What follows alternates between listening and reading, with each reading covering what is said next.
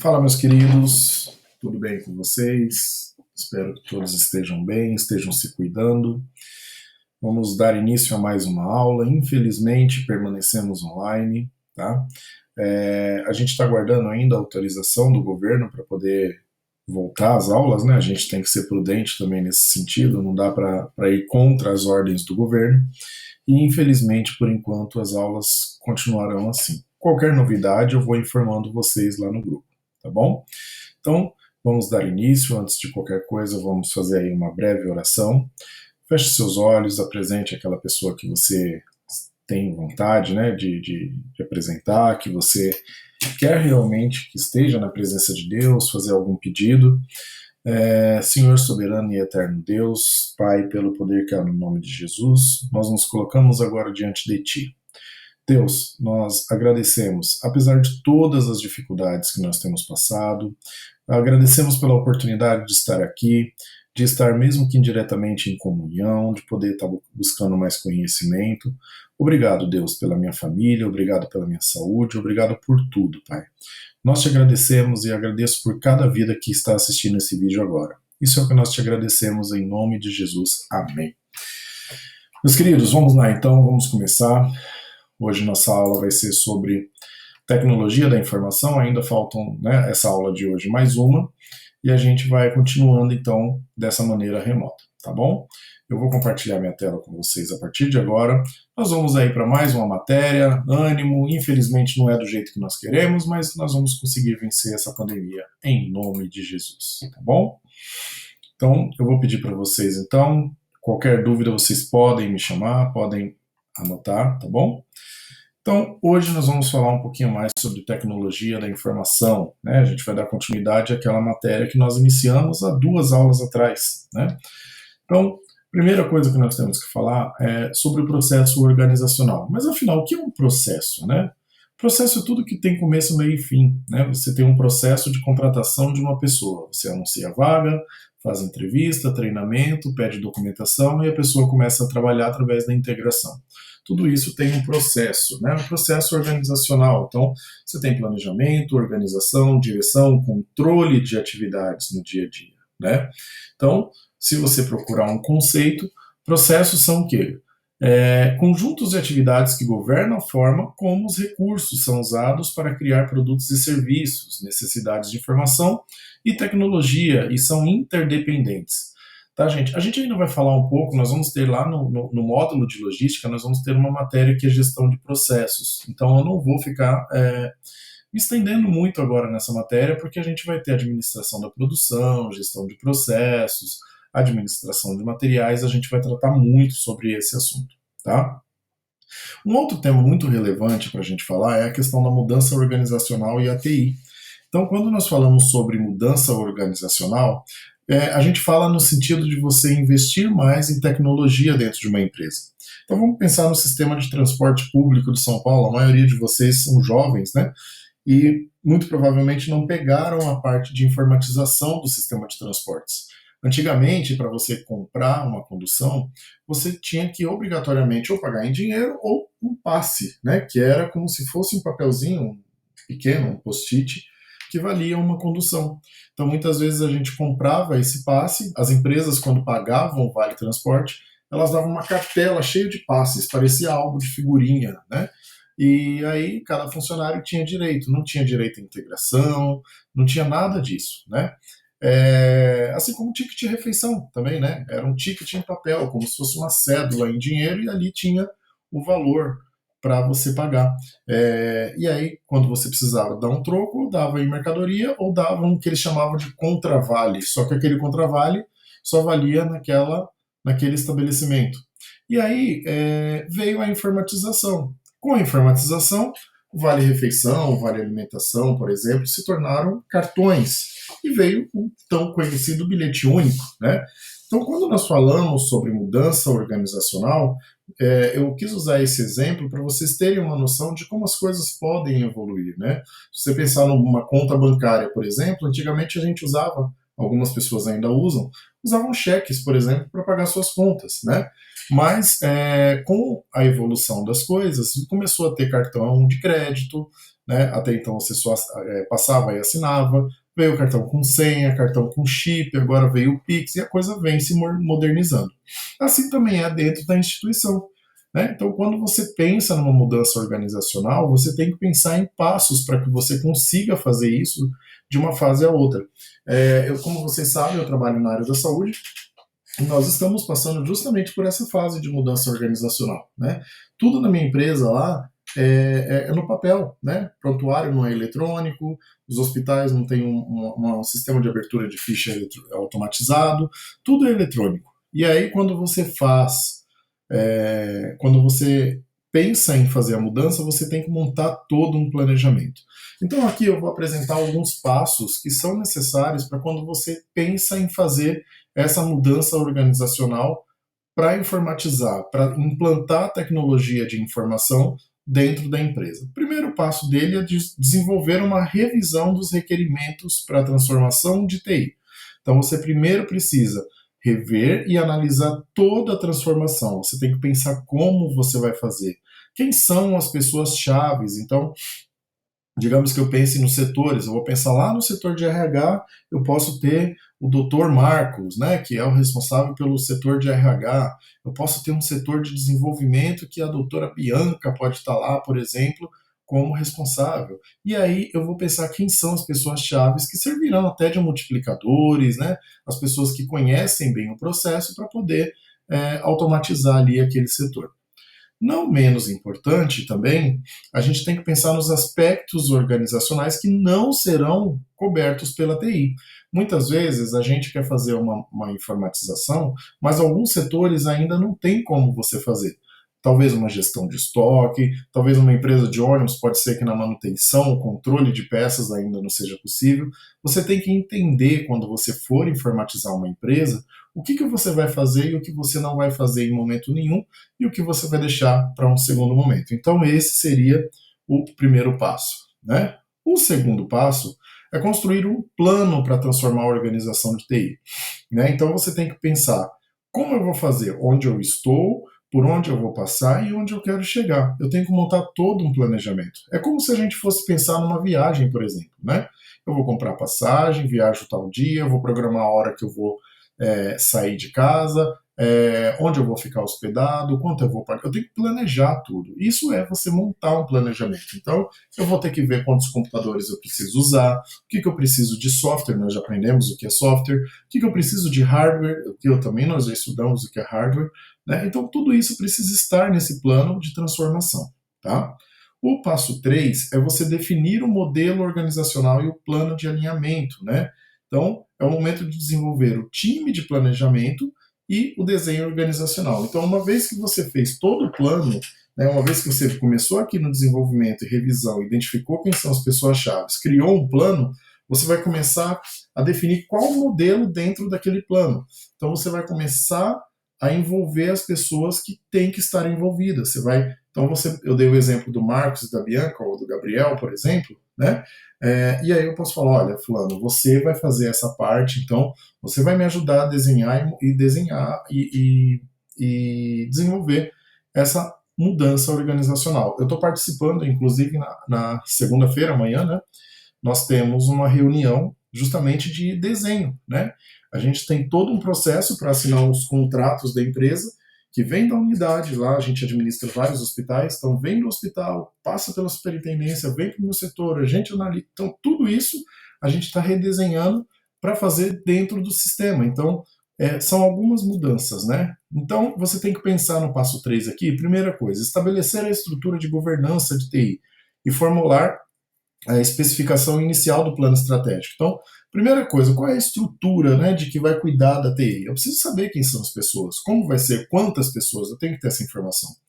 Especificar o processo de modelagem organizacional, o que seria isso? Qual o modelo de trabalho da organização? Né? Eu vou pegar 100% informatizado, eu vou pegar uma parte sim, outra não, isso tudo tem que ser pensado. Definir um modelo participativo que permitirá às pessoas sua inserção no modelo de governança de TI. O que é um modelo participativo? Qual o percentual, qual o grau de participação que as pessoas vão ter? Eu vou envolver o meu operacional? Só vai ser diretor e gerente que vai participar? Como que vai ser? Qual é o modelo? Eu preciso definir né? Tem empresa que prefere colocar toda a parte operacional, o pessoal que trabalha na linha de frente, para desenvolver, porque conhece melhor o processo. Outras empresas não. Outras empresas preferem deixar somente os gestores, tá? O passo 4 é modelar a atual função do gerenciamento das informações. Então, tem que ter clareza nas definições da visão do status atual da empresa, né? Isso tudo precisa estar dentro dessas premissas que estão aqui embaixo. Então, permitir a todos os executivos entender como a TI suporta a organização. Então, os responsáveis pela empresa precisam entender: a TI vai resolver todo o problema? Muitas vezes, quando a gente fala de implantação do sistema, a gente está pensando em melhorar os ganhos da empresa, pode estar pensando em melhorar a questão de sustentabilidade, poluir menos ou coisa parecida. A gente pode estar pensando em reduzir tempo de entrega. Isso tudo tem que ver, só que precisa ver se a informática tem condição de fazer e resolver os problemas. Identificar funções de TI que se encontram fora do seu alcance. Então, por exemplo, que eu precise de um diretor de tecnologia que tem que ter conhecimento numa determinada ferramenta. Preciso ver se isso cabe dentro da minha empresa, né? Isso precisa tudo estar muito claro. Estabelecer o fundamento para o desenho dos processos próprios da TI. Então, a gente tem que ver quais fundamentos para você desenhar, o que você consegue fazer dentro do processo. Tem alguma coisa que não dá para eu fazer? Né? Eu preciso desenhar o processo, mas com coisas que eu consiga fazer, né? Identificar processos externos de TI que devam ser incorporados no novo desenho. Então, tem alguma coisa da minha atual estrutura que precisa ser melhorada? O que eu preciso? Vamos supor que eu não tenho um setor de suporte, por exemplo, né? E aí eu preciso contratar. Nós falamos sobre setores na aula passada. Então, isso daí precisa estar fora. Se estiver fora, eu preciso incluir no meu plano também. Declarar de forma clara e objetiva as ameaças que devem ser combatidas e as oportunidades que devem ser aproveitadas. Então, mais ou menos como uma análise SWOT, né? Você vai pegar ali, você vai ver quais são as ameaças que você tem. Talvez um sistema que seja muito aberto, muita gente acesse, você precisa pensar nisso tudo. E mapear quaisquer redundâncias e ineficiências dentro da estrutura. Então, às vezes, tem duas pessoas ou dois setores que fazem a mesma coisa. Você precisa mapear isso para que você reduza os custos, né? E aí aqui nós temos do passo 5 a 9, né, que é estabelecer os propósitos e princípios de transformação da TI. Então você precisa saber quais são os propósitos, por que eu estou fazendo isso, né? E dentro de quais princípios? Lembra lá missão, visão e valores? A gente precisa estar dentro da política da empresa. Definir os processos e ferramentas de colaboração, né? Então você precisa ter tudo muito claro, definido quais ferramentas você vai utilizar.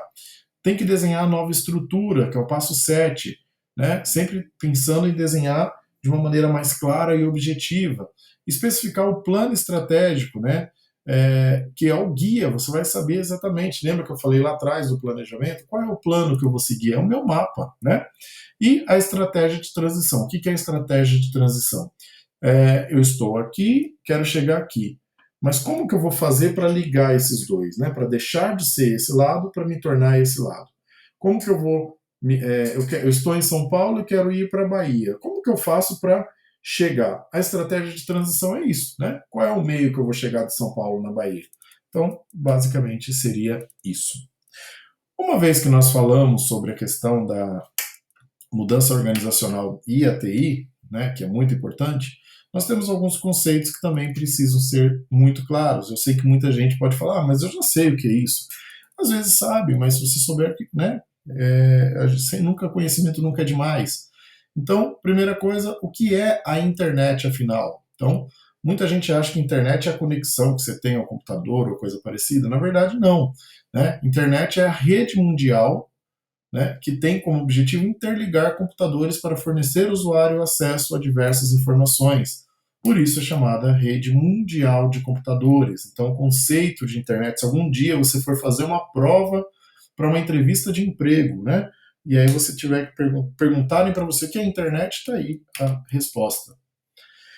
Gente, dentro da tecnologia de informação, e hoje, principalmente nesses dias de pandemia, considerando a internet, alguns tipos de comércio estão muito em alta, como, por exemplo, o e-commerce e o e-business. Então, o que é, afinal, o e-commerce? Talvez vocês já tenham ouvido falar um pouco sobre o e-commerce, né? Ou e-commerce, né? Que muita gente gosta de americanizar. Então, é o comércio eletrônico, né? Atividades comerciais que acontecem sempre online, né? O e-business é uma negociação. Então, quando você fala de e-commerce, é o comércio. O e-business é uma negociação feita pela internet, mas nem sempre tem uma transação comercial. Então, por exemplo, você tem aí uma empresa que atua numa área comercial e a outra empresa não. Às vezes está fazendo só um processo de melhoria. Isso é e-business. Você está fazendo não necessariamente para você comercializar alguma coisa, né? Você está negociando, você está tratando, sei lá, eu tenho um plano de internet, por exemplo, e aí eu quero dar uma melhorada, isso é business. Eu não estou negociando necessariamente a compra de um novo produto. O e-commerce já é algo que você já está querendo adquirir, tá? E aí, dentro dos tipos de comércio eletrônico, existem alguns tipos que são muito conhecidos. Gente, isso daqui cai tanto em prova de concurso, tanto em entrevista de emprego, que vocês não têm noção de como isso daqui é importante. Então, nós temos alguns termos que são muito utilizados. É o B2B, Business to Business, né? Que é a negociação eletrônica entre empresas. Olha a diferença, vocês vão perceber a diferença entre um e outro. Então, a negociação eletrônica entre empresas é B2B. B2C é a negociação entre empresas e consumidores. Por exemplo, Americanas, Submarino, né? Quando você vai fazer ali uma compra no site, você está praticando um B2C. Talvez aí, digamos que eu tenho um produto e eu queira negociar, sei lá, eu tenho uma empresa com a Amazon, por exemplo, e aí é B2B, porque são duas empresas que estão negociando. Nós temos o C2B, que é uma negociação entre consumidores e empresas, que é o reverso do B2C, tá? Geralmente é o consumidor oferecendo alguma coisa à empresa, é o leilão reverso. Isso não é muito utilizado, mas é importante que vocês saibam que também existe. E tem o C2C, né? Que muitas vezes você pode ser, por exemplo, no Mercado Livre, né? Eu tenho aqui, por exemplo, um copo, resolvi vender, quero vender ele usado mesmo, e aí eu coloco lá no Mercado Livre para vender. Esse tipo de comércio eletrônico é o C2C, tá bom? Só para vocês terem uma noção da dimensão do comércio eletrônico no Brasil, né? Olha aqui nos últimos anos como foi até 2018, como tem crescido, né, o número de vendas online de bens de consumo. Então, olha aqui, você pega aqui em 2011, se vocês pegarem aqui em 2011, foram 18 bilhões de reais que foram, né, vendidos aqui via comércio eletrônico, né? Se você pegar em 2018, você já está falando de 53 milhões. Pelo que eu vi na pandemia, em 2020 chegou próximo já dos 100 bilhões de reais, tá? Então por aí vocês têm uma noção de como a coisa tem crescido cada vez mais, né? Você vê que o gráfico em momento algum caiu, esse número só aumentou, tá? Outra função, outro termo muito importante para a gente trabalhar é o armazenamento de informações, tá? Gente, isso daqui é só continuidade da aula passada, nós falamos um pouco sobre alguns tipos de armazenamento, então aqui nós temos alguns exemplos.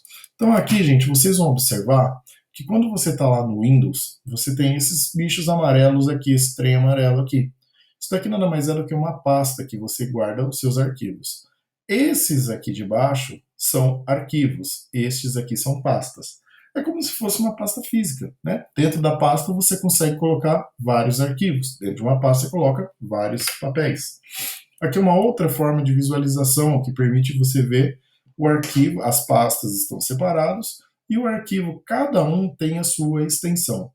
Por que cada um tem uma extensão? Cada extensão é correspondente e é executada dentro de um determinado programa. Então, você pega, por exemplo, DocX, você vai conseguir abrir dentro do Word, por exemplo, né? TXT, geralmente dentro do bloco de notas, o PDF você consegue abrir provavelmente dentro do Adobe. Tem os programas que conseguem executar especificamente esses tipos de arquivo. Aqui nós temos alguns tipos de extensões. Então, quando vocês salvam um arquivo lá no seu computador, vocês vão perceber que alguns podem ter esse tipo de extensão. Então, XLS, por exemplo, é Excel, né? Aí você tem o AVI, que pode ser vídeo, JPEG geralmente é imagem, TXT pode ser o Word, pode ser o bloco de notas, MP3 geralmente são arquivos de áudio, PDF são arquivos já geralmente textos ou imagens que vão para o Adobe. Aqui exclusivamente Word. Esses dois aqui geralmente são textos ou vídeos, aqui imagem e assim por diante. Cada tipo de arquivo tem uma extensão e aí através da extensão é possível você identificar o tipo de arquivo e o programa que vai executar, tá bom? Então aqui você vai perceber que no seu Internet Explorer nós temos o arquivo com nome, né? Aqui a árvore de arquivos, a data e a hora que ele foi salvo ou modificado. Aqui são as pastas, aqui o tipo de arquivo, então se ele é um aplicativo, se ele é uma extensão, se ele é uma pasta, né? Você vê que aqui, ó, ele extensão de aplicativo. DLL geralmente é arquivo de Windows. Qual o tamanho dele? Nós falamos na aula passada sobre os tamanhos de arquivo. E assim por diante. Aqui nós temos a tela do Windows, né? Claro que o Windows tem várias versões, mas isso daqui é um exemplo da tela. Aqui nós temos a barra de tarefas, né? Que é essa barra aqui, que vocês vão ver data, hora, aqui geralmente ficam os e-mails, configurações de som, internet, qual idioma que está sendo aqui, alguns aplicativos preferenciais. Se você quiser digitar, você pode digitar aqui também, isso aí é do Windows 7. Nós temos o menu iniciar, que é esse menu aqui, ó. Quando você clica aqui, você tem essas opções, todos os programas, documentos, imagens, músicas, jogos, computador, entre outras coisas também, tá? Quando você abre, ele fica dessa maneira aqui. A gente pode depois fazer uma aula prática quando voltar presencial, tá bom? Fiquem tranquilos. Então, algumas janelas são muito comuns, né? Então, quando você abre, geralmente você tem uma barra de menu, uma barra de título, uma página de ajuda, barra de rolagem, que é para você rolar, né? Entre outras coisas. Janela dos programas geralmente tem barra de título, moldura, barra de rolagem e a barra de menu, todos esses especificados aí, tá bom? Aqui nós temos algumas teclas, né, que podem, são teclas de atalho, então se eu der, por exemplo, Enter, um Shift e para cima, eu altero o estado de outras telas. Se eu der o Caps Lock, por exemplo, liga e desliga a opção de maiúsculo do teclado, entre outras, aí vocês terão bastante familiaridade com isso daqui também, tá bom? Bom, galera, por enquanto, então, é isso, tá bom? Eu vou deixa eu só parar de compartilhar a tela. Eu vou disponibilizar, então, para vocês os slides, tá bom? Gente, para quem não sabe, durante esses dias que estão proibidas a exibição, os cultos presenciais, a gente está fazendo alguns cultos online. Então, hoje, se alguém quiser, pode me chamar no particular, que aí a gente vai, eu passo o link para vocês participarem, tá bom? Mais uma coisa, se vocês estiverem precisando de ajuda com cesta básica, olha, Fábio, eu preciso de ajuda com isso, com aquilo, eu quero uma visita, eu quero uma oração, né? Ou eu e a Gabi podemos ir, ou, sei lá, o pastor com a Aline, enfim. Nós estamos à disposição, a igreja não deixou de existir, a igreja está apenas, nós estamos à distância, mas nós não deixamos de ser igreja, tá bom? Então, um grande abraço para vocês, até sábado, se Deus quiser, nós teremos aí mais um encontro, tá bom? Que Deus abençoe a todos, até mais.